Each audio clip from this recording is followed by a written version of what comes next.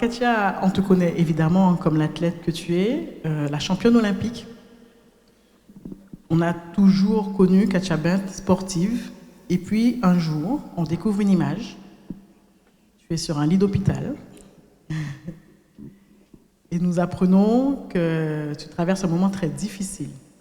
Est-ce que tu peux nous expliquer comment tout a commencé?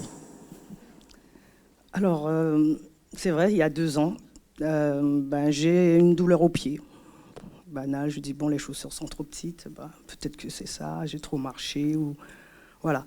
Et du coup, je vais voir le médecin, rien, ça va. Je suis sur Paris, je suis au championnat de France avec les athlètes, avec Jemima et tout, donc la vie continue. Puis en rentrant, je dis à ma mère, ouh là là, j'ai trop mal aux pieds, c'est pas possible. Et après, quelques jours, me disent, non, Katia, il faut que tu ailles à l'hôpital parce que c'est pas normal, ton pied, ton orteil commence à être rouge. Je dis, bon d'accord, je vais à l'hôpital. C'est rien, madame, vous avez une arthrose, vous pouvez rentrer chez vous. Je rentre chez moi. Et puis j'avais vraiment trop mal. Je retourne à nouveau quelques jours après à l'hôpital. Et là, heureusement, j'ai rencontré un super médecin qui m'a dit, mais c'est pas normal, votre pied, vous êtes sportive, qu'est-ce qui vous arrive? Je dis, ouais, je sais pas, j'ai mal au pied. Et on est le 12 septembre 2019. Et ils font des analyses. Elle me dit, madame, vous avez un problème au pied. D'accord, on va vous emmener en Martinique pour voir ce qui se passe. Ok, pas de problème. Pour moi, je suis sereine, tout va bien. Finalement, on m'envoie à Cayenne. Et, et là, elle me dit, non, on va vous faire une opération parce que le sang ne circule plus au niveau de votre pied. Ok. Très difficilement, ma famille, on a pris la décision d'accepter l'opération. Et après cette opération, c'était pire. Le 13 septembre, c'était un vendredi en plus. Je constate que les dates sont très précises. Marqué. Mais j'appelle ma maman, mes sœurs, je leur dis non, c'est pas possible, je souffre trop l'opération, j'ai l'impression que je sens plus mon pied. Le 15 septembre, je prends l'avion en urgence. Difficilement. Il y a des gens qui savent qui ont pu me faire partir ce jour-là. Et j'arrive le 18 septembre, je me suis m'ampute ma jambe gauche. Voilà. Comment est-ce que tu accueilles cette nouvelle? Tu es sportive depuis toujours. C'est presque ta raison de vivre. Oui, tout à fait. Et puis, Katia Bent, ça résonne sportive, athlète. Coureuse, voilà, sprinteuse, qui court vite. Donc, et puis, c'est ce qui a fait ma personne, ma personnalité. On me connaît en tant que sportive et perdre ma jambe, ça a été vraiment très, très, très difficile. Donc, la première personne que j'ai appelée, c'est ma mère. Oui. Parce que en partant, je dis non, t'inquiète pas, ça va aller, on va me soigner et tout. Plusieurs personnes sont venues me voir. Moi, j'étais encore vraiment sereine, tout va bien, on va me soigner, on va trouver ce que j'ai, on va pouvoir me soigner. Et puis, la nouvelle arrive, le médecin me dit, madame, on ne peut rien faire. C'est soit on vous ampute la jambe, soit vous mourrez. Donc, j'appelle ma mère, je lui explique ça, ma mère tombe. J'étais obligée d'appeler mes sœurs pour leur dire attention parce que maman est tombée parce que je lui ai appris la nouvelle. Et voilà, donc du coup, je leur ai simplement dit, s'il n'y a pas le choix, allez-y. La seule chose que j'ai demandé, c'est d'attendre quelques jours, le temps que mon compagnon arrive, que ma famille soit près de moi, la famille qui était en métropole soit autour de moi, pour que je puisse vivre cet événement-là entouré de personnes qui m'aiment, qui me soutiennent. Et puis voilà, le 18 septembre 2019, voilà, je perds ma jambe.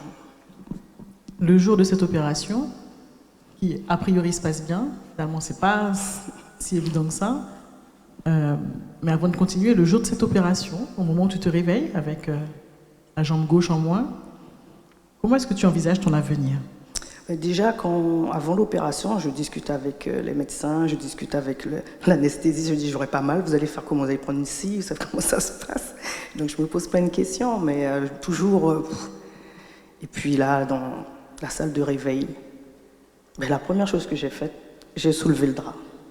J'ai regardé, j'ai dit, ben, on va vivre avec. Je vais vivre avec. Et mais comme tu dis, c'était pas évident parce que c'est ma jambe, c'est moi, c'est Katia, c'est la sprinteuse, c'est l'athlète. Et ça a été quand même difficile. Mais bon, après, une fois que j'ai vu ma jambe dans le bandeau, là, c'était une autre vie. C'est une nouvelle naissance. C'est une autre Katia. Il faudra vivre avec. C'est ce que je me suis dit. Katia, tu vas remarcher. Sauf que finalement... Tout se complique. C'était l'objectif, de remarcher. Et puis, finalement, j'ai eu des complications. Le médecin m'annonce qu'on va me couper la jambe un peu plus haut. Alors là, non, j'ai craqué. J'ai craqué parce que je me dis, c'était pas possible. Je ne pouvais pas accepter une deuxième opération coup pour perdre ma jambe un peu plus haut. C'était pas la même chose d'être amputé au niveau du tibia qu'au niveau de la cuisse, quoi. Et là, non. Trou noir. Même le médecin ne m'a pas reconnu. Elle m'a dit quelques jours après, Madame Ben, je ne vous ai pas reconnu, vous avez explosé. C'était pas possible d'accepter qu'on me refasse cette opération, cette amputation. C'était pas possible. Après, quand j'ai vu les psychologues, ils m'ont dit, j'avais peut-être pas accepté la deuxième. La première, c'était passé, ça s'est bien passé, mais la deuxième, c'était pas possible. Donc je me suis battue. J'ai rencontré un médecin là-bas qui me suit jusqu'à aujourd'hui et qui m'a dit, Madame Ben, je vais vous sauver votre jambe. Et elle m'a sauvé la vie. Voilà. Elle t'a sauvé la vie. Ça va? Ça va. C'est là qu'arrive le moment de la reconstruction, finalement. Et là, tu es déterminée. Oui, je suis passée 4 mois hospitalisée à l'hôpital et je voyais que je cicatrisais pas. Ma plaie était vraiment horrible. J'envoyais des photos souvent à ma famille. Et après, je me suis dit non, mon objectif, c'est de remarcher, c'est de recourir. Et je me suis fixé cet objectif quand je suis rentrée dans mon centre de rééducation en décembre 2019. J'ai dit non, Katia, il y a des gens qui ont une vie plus difficile. Tu as perdu une jambe, certes, mais tu es encore en vie. Et c'est ce que j'ai dit à ma maman. Maman, je suis encore là pour élever mes filles, pour être autour de vous, être avec la famille. Et voilà, c'était une deuxième bataille qui commençait en fait. Dans un centre de rééducation. Voilà. Et chaise roulante, béquille.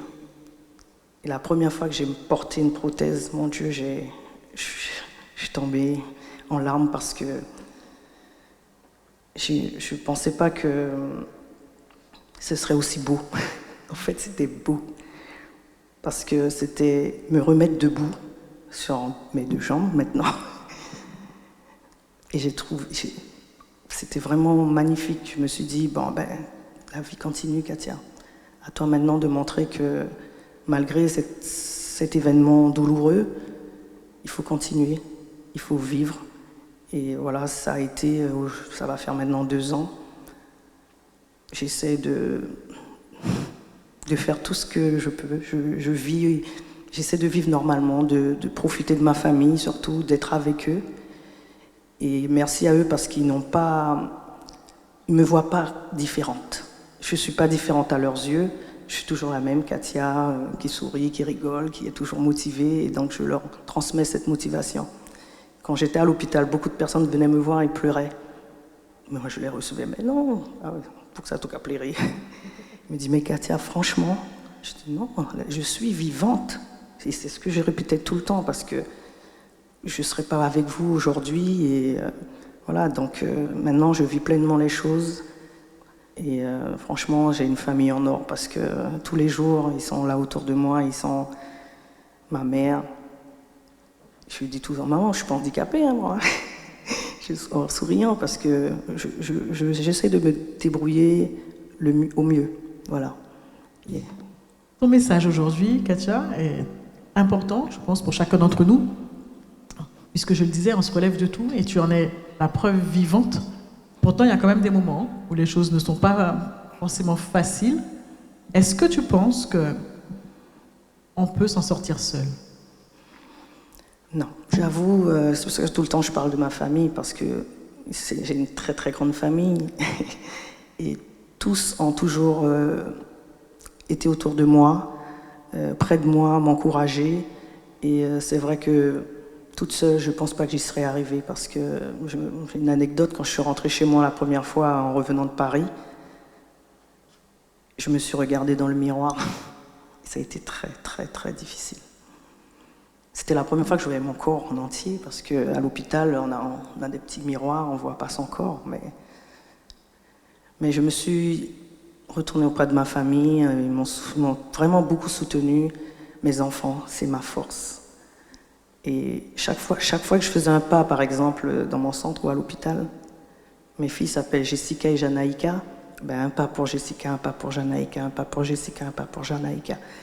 Et vraiment, ça a été ma force. Franchement, mes filles c'est vrai que ça a été très douloureux pour elles aussi, parce que ma plus grande, par exemple, elle n'a pas tout de suite accepté, parce qu'elle fait du sport également, et je suis son entraîneur. Je suis une athlète, donc pour elle, c'était pas possible que je sois handicapée, quoi, que je perde ma jambe. Donc elle a très très très mal vécu ça. D'ailleurs, aujourd'hui, ça va beaucoup mieux. Mais on est soudés avec mes sœurs. Franchement, c'est comme toi, tu le disais tout à l'heure, c'est important. Franchement, la famille, je pense que c'est là qu'on puise tout. Voilà. Il est important de se faire accompagner aussi.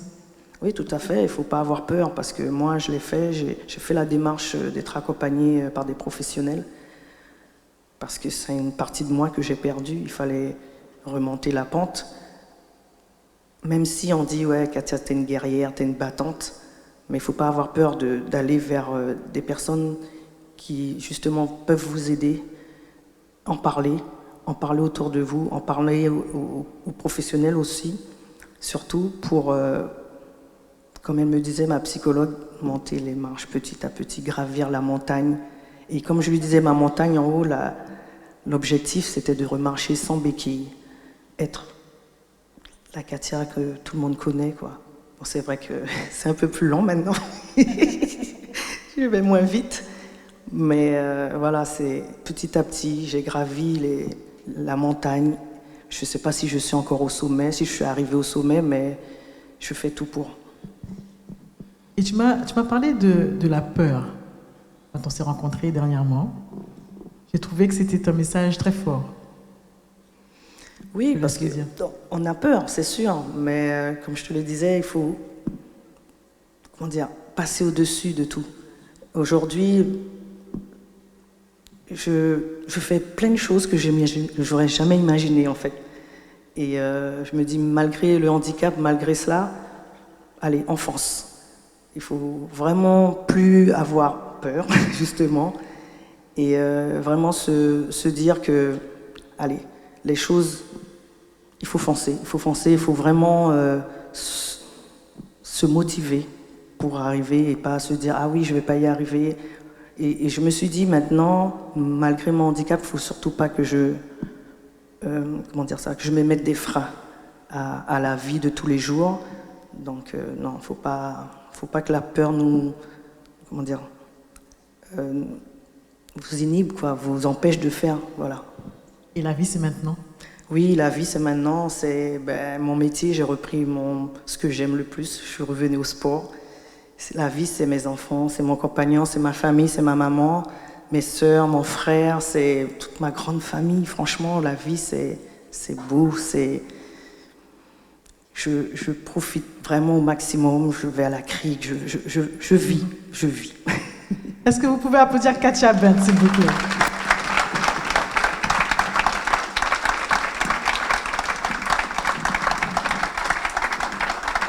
qu'à remercier To pour sa belle témoignage. Avec beaucoup d'amour, beaucoup de sincérité. Je vois que tu as ouvert ton cœur et tout a été dit. L'amour t'a permis d'être debout. L'amour des tiens, très important. Et puis l'amour de tous ces gens qui ont été là parce que la Guyane a été là.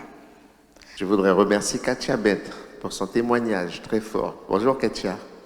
J'ai vu la superbe image à l'époque je travaillais encore, lorsque ce relais du 4x100 féminin avait montré qu'elle était même supérieure au relais 4x100 américain.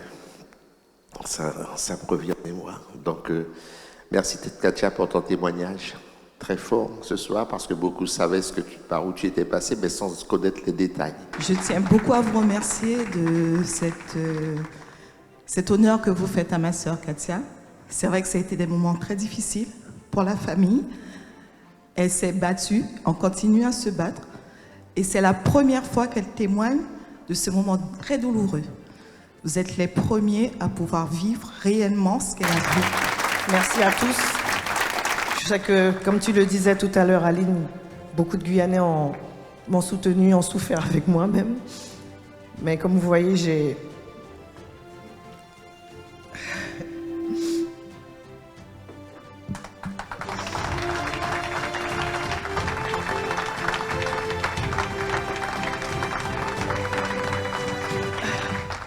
Merci beaucoup. C'est vrai que c'est la première fois que, devant un public, je raconte cette histoire. J'ai voulu tenir.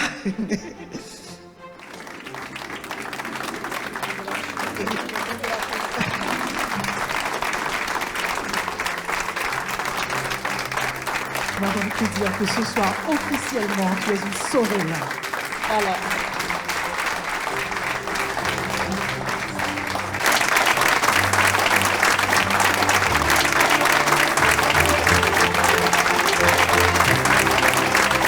Il reçoit donc le premier trophée Sorella de l'histoire.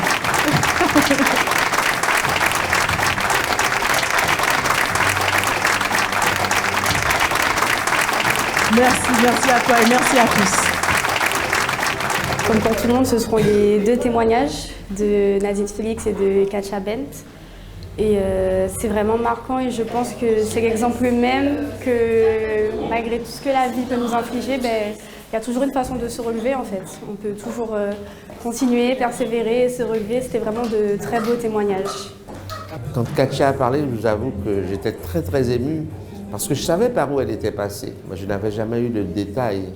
Quand Katia raconte par où elle est passée, les souffrances qu'elle a pu endurer, mais comment finalement elle a remonté la pente et comme elle le dit, avec de la volonté, avec le soutien de la famille, avec le soutien des amis, on peut toujours s'en sortir si on le veut. Et je pense qu'il y a beaucoup de femmes en difficulté qui vont se retrouver et qui auront besoin de ces échanges de paroles, d'être comprises, d'être entendues, d'être écoutées. Il est souvent important d'être écouté. Si on n'est pas écouté, finalement, je dirais, on a du mal à surmonter les épreuves. C'est quand on a une oreille attentive à ce que l'on dit, à ce que l'autre dit, et que l'on puisse comprendre cette personne et l'aider à surmonter les difficultés. Je crois que c'est ce que Sorella se fixe un petit peu comme objectif. Et je crois que c'est magnifique parce que nous savons qu'en Guyane, nous avons beaucoup de femmes en difficulté, mais qui ne le disent pas tout le temps, que ce soit dans leur vie professionnelle ou dans leur vie familiale. On n'a pas toujours la vraie signification de la résilience. Et avec le témoignage de Katia Bent, c'est vrai qu'on a touché du doigt ce qu'était la résilience. Et j'ai beaucoup aimé ce moment-là. Et Nadine, donc la présidente du club, a eu cette idée de décerner le prix Sorella à Katia Bent et je crois que c'est un prix bien mérité parce qu'elle nous a donné à tous une très belle leçon ce soir, une leçon de vie et bonne continuation à elle.